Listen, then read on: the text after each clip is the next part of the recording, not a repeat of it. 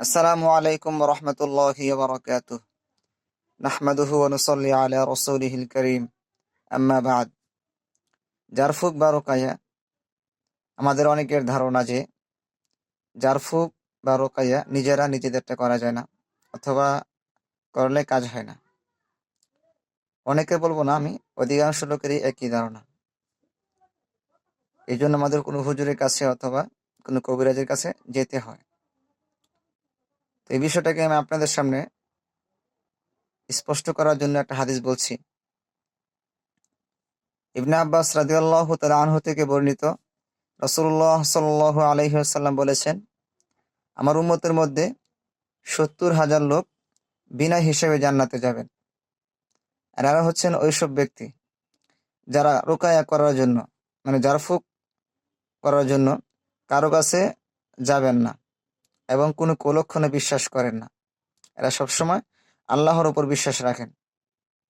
এখানে একটা চিন্তার বিষয়, আপনি যদি রুকায়া করার জন্য অন্য কারো কাছে যান, তবে আপনি ৭০,০০০ থেকে দূরে চলে যাবেন। আর এই বিষয়টা আসলে কারণ কি? ইবনে কাইয়্যিম রাহিমাহুল্লাহ বলেছেন যে এটার কারণ হচ্ছে গিয়ে, আপনি অন্যজনের কাছে, অন্য কারোর কাছে রুকায়া করতে যাওয়া মানে হচ্ছে আপনার তাওহীদের অপূর্ণতা। আল্লাহ তাআলা আমাদেরকে কোরআনে বলেছেন, অনুনাজ্জিলু মিনাল কোরআন মা হুয়া শিফা। আমি এই কোরআনে যা কিছু অবতীর্ণ করেছি এতে রয়েছে বিশ্বাসীদের জন্য শিফা, মানে সমস্ত রোগের ঔষধ। আল্লাহ আমাদেরকে কোরআন দিয়েছেন, সাথে সাথে রাসূলুল্লাহ সাল্লাল্লাহু আলাইহি ওয়াসাল্লামের সুন্নাহ দিয়েছেন। রাসূল সাল্লাল্লাহু আলাইহি ওয়াসাল্লাম আমাদেরকে প্রত্যেকটা বিষয়, প্রত্যেকটা জায়গায় আমাদেরকে বিভিন্ন দোয়া শিখিয়ে গেছেন। যেমন অসুস্থ হলে কোন দোয়া পড়তে হয়, ব্যথা হলে কোন দোয়া পড়তে হয়, আমাদের প্রত্যেকটা জায়গায় আমাদেরকে দোয়া শিখিয়ে গেছেন। তা আমরা এমনই দুর্বল ইমানদার যে আমরা নিজের রোকা এটা নিজে করতে পারি না, এই জন্য অন্যজনের কাছে যেতে হয়।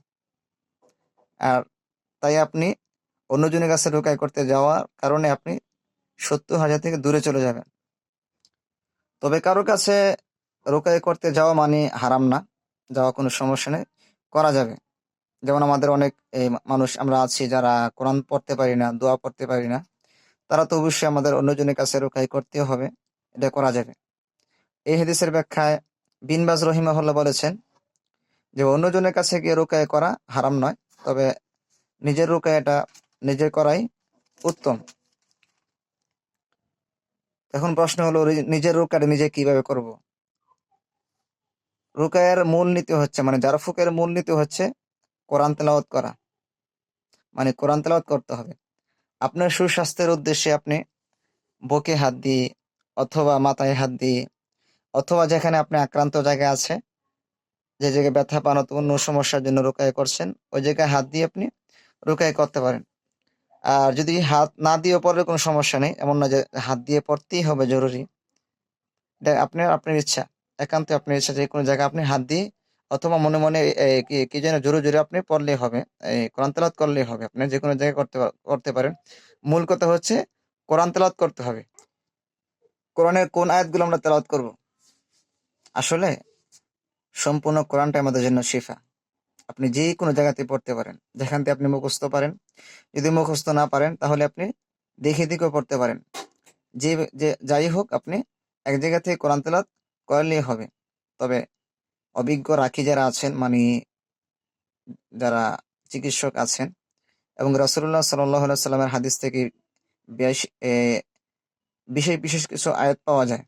যেমন সূরা ফাতিহা, সূরা বাকারা ১ থেকে ৫ নম্বর আয়াত পর্যন্ত, সূরা বাকারা ১০২ নম্বর আয়াত, এবং সূরা বাকারা ২৫৫ থেকে ২৫৬ নম্বর আয়াত পর্যন্ত, সূরা বাকারা ২৮৫ থেকে ২৮৬ নম্বর আয়াত পর্যন্ত, সূরা মুমিনুন ১১৮ থেকে ১১৫ থেকে ১১৮ নম্বর আয়াত, সূরা ইখলাস, সূরা ফালাক, সূরা নাস।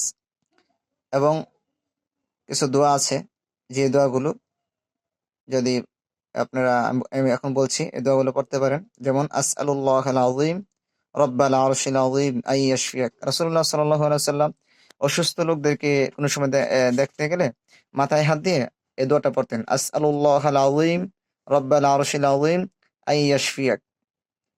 এবং আরেকটা দোয়া পড়তেন, আযহিবিল বাস রব্বান নাস ইশফি ওয়া আনতাশ শাফি লা শিফাআ ইল্লা শিফাউক শিফাআন লা ইউগাদিরু সাকমা। এখন আপনি কিভাবে আপনি জারফুক পানিতে অথবা তেলে জারফুক করবেন, আমি এটা আপনাদেরকে দেখাচ্ছি এখন। যখন আপনি সূরা ফাতিহা পড়ছেন অথবা আয়াতুল কুরসি অথবা অন্য যেগুলো পড়ছেন 255 থেকে 256 পর্যন্ত, যেটা আমরা আয়াতুল কুরসি হিসেবে চিনি, অথবা যে কোনো সূরা পড়েন তেলাওয়াত করেন, আপনি জারফুক করার সময় এরকম এভাবে আপনি গ্লাসে পানি নিতে পারেন অথবা তেল অথবা মধু নিতে পারেন। এভাবে গ্লাসটাকে আপনি মুখের সামনে নিয়ে পড়বেন, যাতে করে আপনার মুখের ভাইব্রেশনটা আপনার পানিতে তেলে লেগে যায়। যেমন আলহামদুলিল্লাহি রাব্বিল আলামিন, এভাবে একটু আমরা জোরে জোরে পড়বো, যাতে করে আমার পড়াটার আওয়াজটা এখানে, ভাইব্রেশনটা এখানে লেগে যায়। এভাবে পড়তে পারি। অথবা আমরা এই তেলাওয়াত করার পরে আমরা এভাবে থুতু দিয়া, থুতু মানে এটা আমরা যে শুকনা থুতু বলি, এভাবে এমনও না এমনও না, সবচেয়ে ভালো হচ্ছে এভাবে এভাবে দেওয়া, থুতুটা দিয়ে আমরা এই পানিটা পান করতে পারি। এবং কি পাশাপাশি এই পানিটা আরেকভাবে আমরা রেডি করতে পারি। এটা হচ্ছে কি, আমরা এই এক বালতি পানি পানি নিয়ে ওই বালতির ভিতরে আমরা হাতের কিছু অংশ পানির ভিতরে দিয়ে অথবা না দিয়ে পড়া যাবে, দিয়ে অথবা মাঝে মাঝে দিয়ে আমরা তেলাওয়াত করি।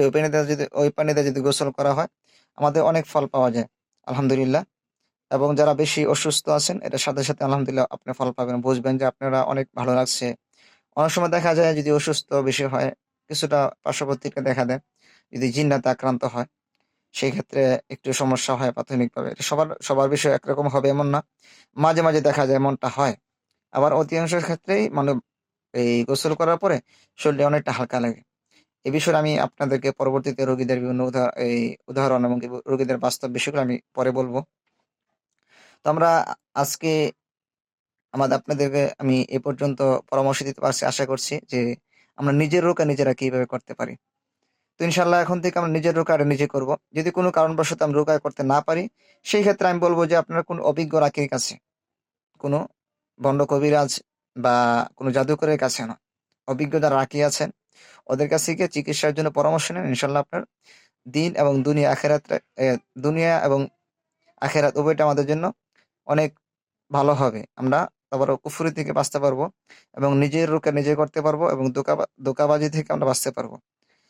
তো এই ছোট্ট খেদমতটাকে আপনারা শেয়ার করে লাইক দিয়ে আপনারা মানুষকে জানাবেন, যাতে করে মানুষের নিজের রোকেয়াটা নিজের করতে পারে। মানুষের বিভিন্ন জায়গায় অনেক সময় আমরা জানি যে রোকেয়া নিজে নিজে করা যায় না, তো আসলে যে রোকেয়া নিজেরটা নিজে করা যায়, এই বিষয়টা আপনারা সকলের কাছে শেয়ার করে পৌঁছে দেবেন ইনশাল্লাহ। আসসালামু আলাইকুম ওয়া রাহমাতুল্লাহি ওয়া বারাকাতুহু।